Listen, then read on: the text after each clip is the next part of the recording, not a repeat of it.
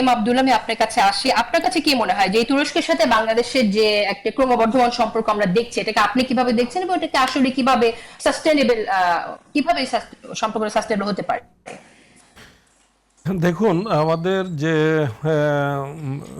রাজনৈতিক ভূরাজনৈতিক যে প্রেক্ষাপটের মধ্যে আমরা আছি, বিশেষ করে সাম্প্রতিক অতীতের মধ্যে, তাতে তুরস্কের সাথে আমাদের সম্পর্কটা খুবই গুরুত্বপূর্ণ একটি মোড় অতিক্রম করছে এখন। এর কারণ হচ্ছে, তুরস্ক আপনারা জানেন যে বিশ্বের যে যতগুলো সমরাষ্ট্রের দিক থেকে এবং বিশ্বের আধিপত্যের দিক থেকে, সমর শক্তির দিক থেকে প্রভাবশালী রাষ্ট্রগুলোর মধ্যে তুরস্ক একটা, এবং ন্যাটোভুক্ত দেশের মধ্যে তুরস্ক মুসলিম দেশ হিসেবে বলা যায় একমাত্র তুরস্কই বিশ্বকে নানানভাবে প্রভাবিত করার ক্ষমতা রাখে। সেরকম একটি দেশ হিসেবে তুরস্কের সাথে বাংলাদেশের মতো একটি মুসলিম তৃতীয় বৃহত্তম মুসলিম দেশ বাংলাদেশ,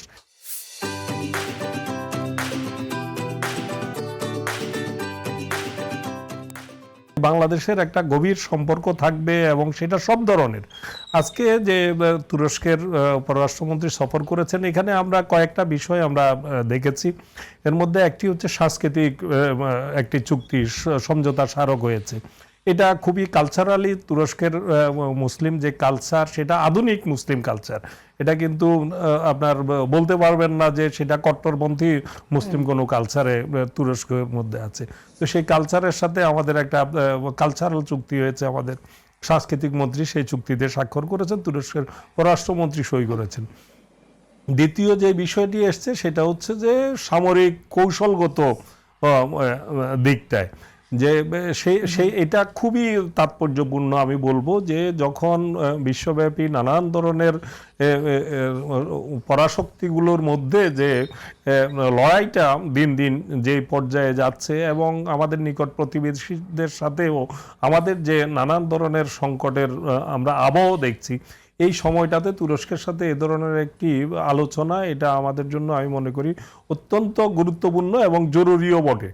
এবং এটা কিন্তু অনেক আগে থেকে এই প্রক্রিয়াটা ডক্টর ইউনূসের সময়ে এই বিষয়টি প্রকাশ্যে এসছে, এবং তারই ধারাবাহিকতায় আমি মনে করি এটা তারেক রহমানের সরকার সেটা ধারাবাহিকভাবে এগিয়ে নিচ্ছেন। এটা আমি মনে করি খুবই ইতিবাচক আর একটা দিক।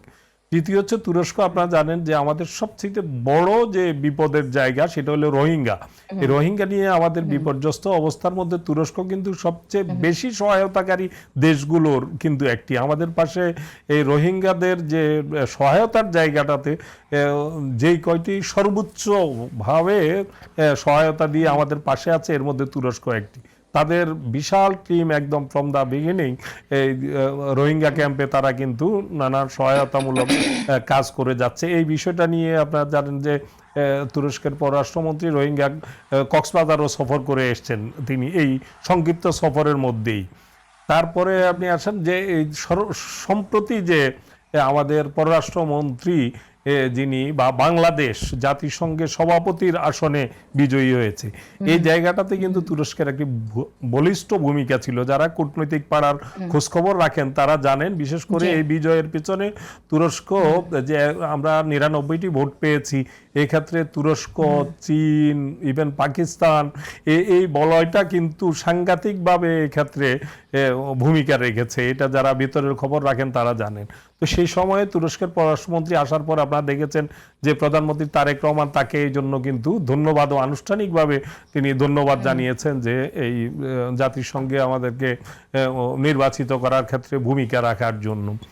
এছাড়াও তুরস্কের সাথে আমাদের যে আরও যেসব বিষয়াদি আছে, এই জায়গায় এই সফরটি আমি মনে করি অত্যন্ত তাৎপর্যপূর্ণ এবং গুরুত্বপূর্ণ। এই সফরটি কখন হয়েছে? যখন আমাদের প্রধানমন্ত্রী তারেক রহমান কিছুদিন পরেই তিনি তার বিদেশ সফরটা শুরু করবেন। এখনো পর্যন্ত যেটা জানা গেছে, তিনি সফরটা শুরু করবেন মালয়েশিয়া থেকে।